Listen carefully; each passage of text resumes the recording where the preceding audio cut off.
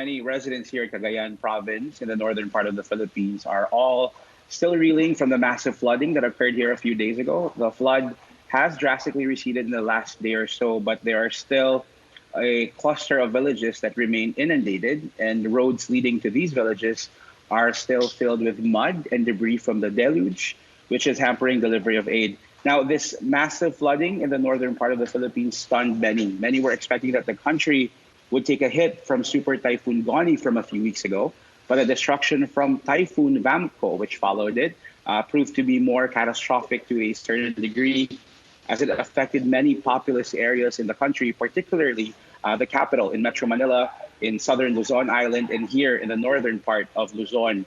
Now, Vamco brought with it massive rains to an area in the country that has already been saturated from the sheer volume of rainfall these last 2 months.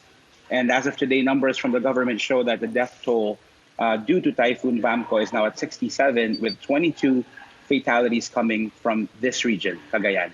How substantial has the government response been? The government has extended aid to many Filipinos as well as private organizations, especially for those areas that are still isolated. Military choppers have been deployed to do airdrops. But the problem is there are still many parts of Luzon Island that are still isolated at this point. So the local governments are still trying to get to them.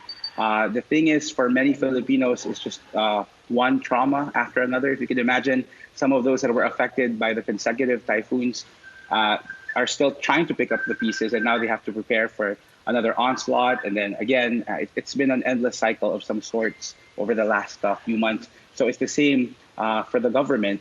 They've been really stretched thin because of the series of typhoons that we've been experiencing. It is, when you think 5 major typhoons, several smaller ones, how does a country continue taking such a battering? Because you are a country that is well prepared for this kind of event, but it is terribly difficult, as well as trying to deal with COVID as well at the same time.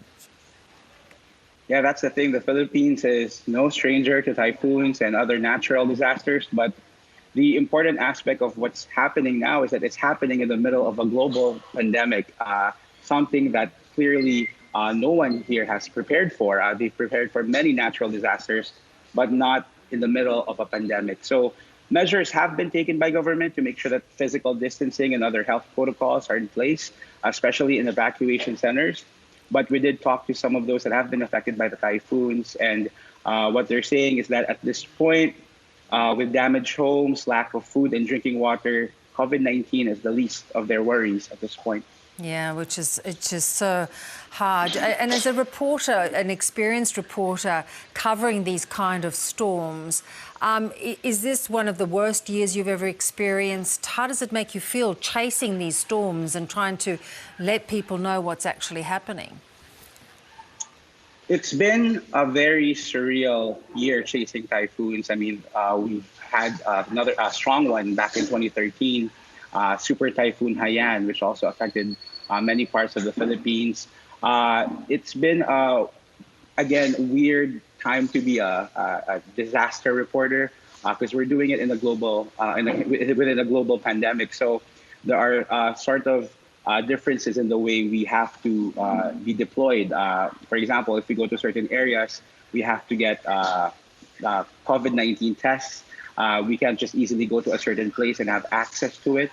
So it's been quite a strange year for us to be following disasters, and especially heartbreaking to see many Filipinos still in evacuation centers dealing with a typhoon, and again, dealing with COVID-19, knowing that an outbreak is possible, especially in those areas. Yeah, and so challenging for you as well. We thank you for continuing to bring people the information and go safe. Thank you.